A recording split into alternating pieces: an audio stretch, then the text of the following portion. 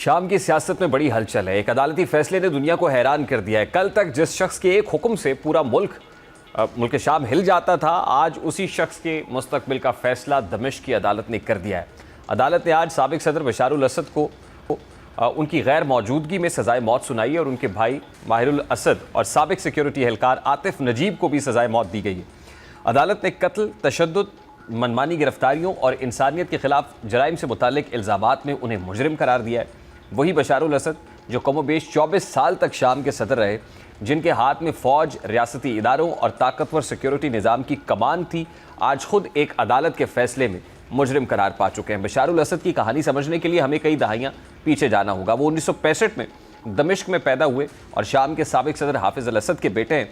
हाफिज़ अल असद ने 1970 में इक़्तिदार संभाला और तकरीबन 3 दहाइयों तक शाम पर हुकूमत की। दिलचस्प बात यह है कि बशारुल असद इब्तदा में सियासतदान नहीं बल्कि डॉक्टर बनना चाहते थे। उन्होंने दमिश्क में मेडिकल की तालीम हासिल की और बरतानिया में आंखों के डॉक्टर की तरबियत भी हासिल की, ऑफ्थल्मोलॉजिस्ट थे। लेकिन 1994 में उनके बड़े भाई बासिल असद की एक कार हादसे में मौत ने पूरा निज़ाम बदल दिया। बशारुल असद को वापस शाम बुलाया गया, अफवाज में शामिल किया गया और उन्हें मुस्तकबिल के हुक्मरान के तौर पर तैयार किया जाने लगा। जून 2000 में हाफिज़ुल असद की मौत के बाद बशारुल असद सिर्फ 34 साल की उम्र में सदर बन गए और यूं बाप के बाद बेटे की सूरत में अल असद ख़ानदान की हुक्मरानी आगे बढ़ी। इब्तदाई तौर में बशारुल असद को एक निस्बतन जदीद और इस्लाहात पसंद रहनुमा के तौर पर पेश किया गया, लेकिन चंद ही बरसों में उनकी हुकूमत पर सियासी मुखालिफिन को दबाने और आज़ादियों को महदूद करने के इल्ज़ामात बढ़ते गए। फिर 2011 में जब अरब दुनिया में हुकूमतों के ख़िलाफ़ एहतजाज की लहर शाम तक पहुँची, तो इसी असना में हुकूमत मुखालिफ एहतजाज शुरू हुआ और सिक्योरिटी फोर्सेस के क्रैकडाउन के बाद यह एहतजाज पूरे मुल्क में फैल गया। एहतजाज मुसल्लह बगावत में बदला और फिर शाम में खाना जंगी की आग जो है वो लग गई। दाइश समेत मुख्तलिफ मुसल्लह गिरोह सामने आए, बैरूनी ताकतें जंग में दाखिल हुई और लाखों इंसान इस तबाही की नज़र हुए। बशारुल असद की हुकूमत पर इस पूरे दौर में बड़े पैमाने पर गिरफ्तारियों, तशद्दुद, शहरियों के कत्ल और मुखालिफिन को दबाने के लिए रियासती ताकत के इस्तेमाल के इल्ज़ामात लगते रहे।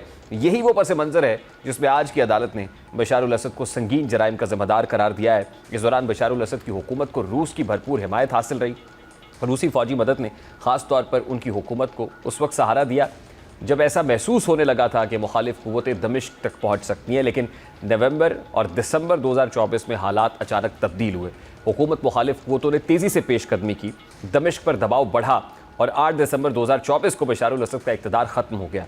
वो शाम से निकलकर रूस पहुँच गए, जहाँ मॉस्को ने उन्हें सियासी पनाह दी। आज भी ख्याल किया जाता है कि बशारुल असद मॉस्को में रूसी तहफ़्फ़ुज़ के तहत मौजूद हैं, जबकि शाम की नई हुकूमत उनकी हवालगी का मुतालबा करती रही, लेकिन रूस ने उन्हें शाम के हवाले नहीं किया। अब तकरीबन 2 साल बाद शाम की अदालत ने साबिक सदर के खिलाफ फैसला सुना दिया है। इसलिए भी गैर मामूली है कि बशारुल असद खुद अदालत में मौजूद नहीं थे, मुकदमा उनकी अदम मौजूदगी में चला और सज़ा सुनाई गई। कानूनी तौर पर सबसे बड़ा मसला यही है कि जिस शख्स को मौत की सज़ा दी गई है वो शाम में नहीं बल्कि रूस में है और इसलिए इस फैसले पर अमल दरामद का इन्हिसार रूस के मौक़िफ़ और हवालगी के मामले पर होगा।